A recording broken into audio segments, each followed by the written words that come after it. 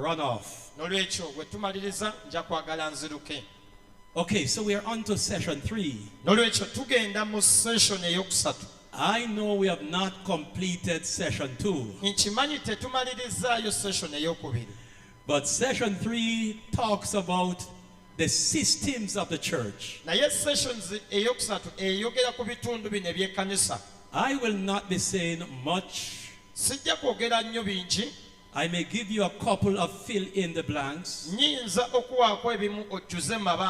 But we might have to delay for a later day to come back and complete. So forgive me.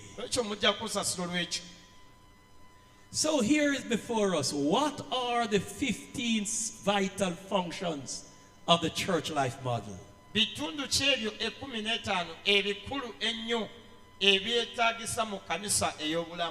you look on this chart, you will see the 15 systems. We have leadership. We have vision and mission. We have prayer, preaching and teaching, worship, connection, care, small groups, ministries, discipleship, evangelism and missions, communications, decision making, finances, and facilities. So in answer to the question, what are the 15 functions of church life? Are the transformational church? These are the 15 systems. If you look with me in your book, I want us to read the first paragraph. And we may not be able to read the second paragraph. We may just pause at paragraph 1. Because paragraph 1 is so comprehensive and so powerful that I think we need to get it right. Here it says, before a surgeon or a doctor can operate on a patient,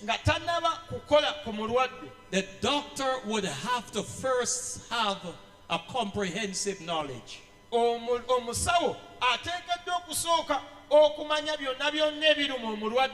of the human body and a specialized understanding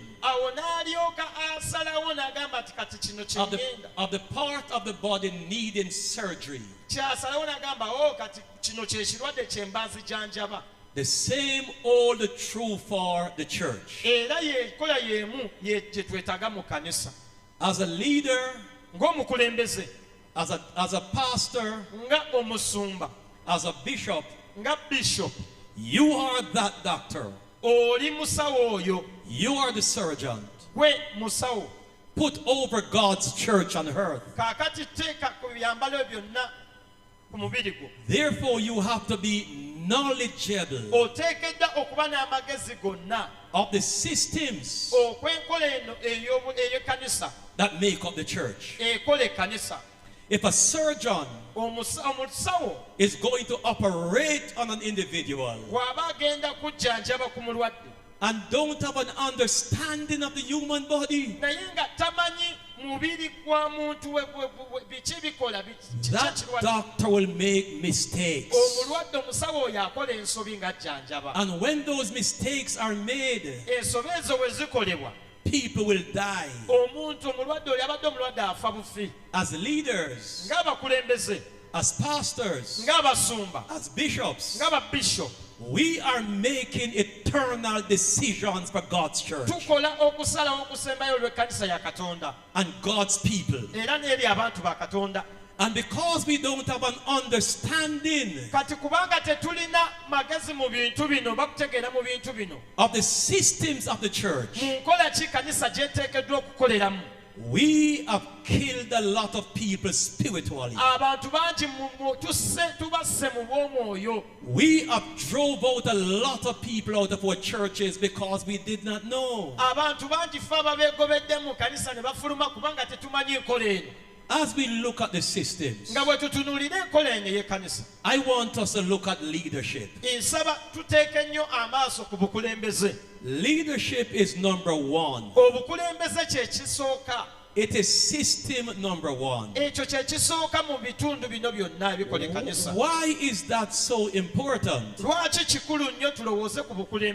Because leadership in the church is compared to the mind in the human body. The mind makes decisions. The mind thinks for the body. Your eyes cannot think for you. Your ears cannot think for you. Your hands cannot think for you. Your feet cannot think for you. It is your mind that thinks for you.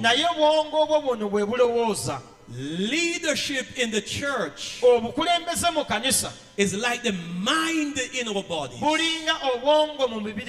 Without leadership in the church, the church cannot think. And a church that does not think will have a problem. I say to leadership, I say to pastors, I say to bishops, be careful. We must know who we are. As leaders, I told you before, we must not be self-seeking, but we must be servant leaders. We must be caring leaders. The great leader John Maxwell, he said that people do not care how much you know. How much you know until they know how much you care. Every flock, every church, every congregation need a caring leader. Need a caring leader.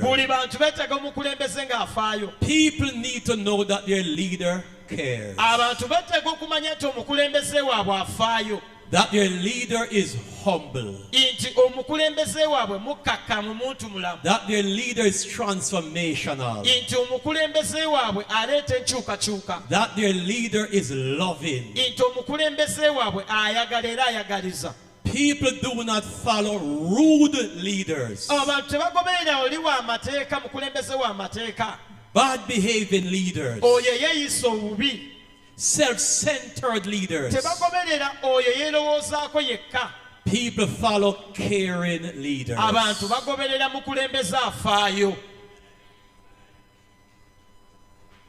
Can I say this further?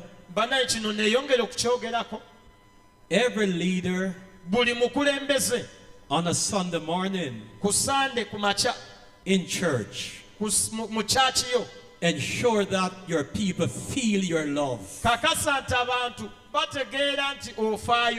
As a leader, never you take your seat on a Sunday morning in church and wait for people to come and greet you. The leader must be the example. He should go around and he should greet everyone. How are you doing? Nice having you today. Thanks for coming. Leaders must be touched with their people. Always be in touch with your people. Always love your people. I realize in a lot of our churches, leaders are prideful. And we want people to come and greet us. And if people don't greet us, we are upset. And we rebuke them. And we say that they are ill-mannered. And they are no good. That is not the way of Jesus. Jesus says we must be humble as a serpent. As a serpent. Like a serpent. And harmless like a dove. So as we transform our churches, I will encourage you, please, starting this Sunday, don't allow any person to come to your church and they are not greeted warmly. Visitors, children, adults,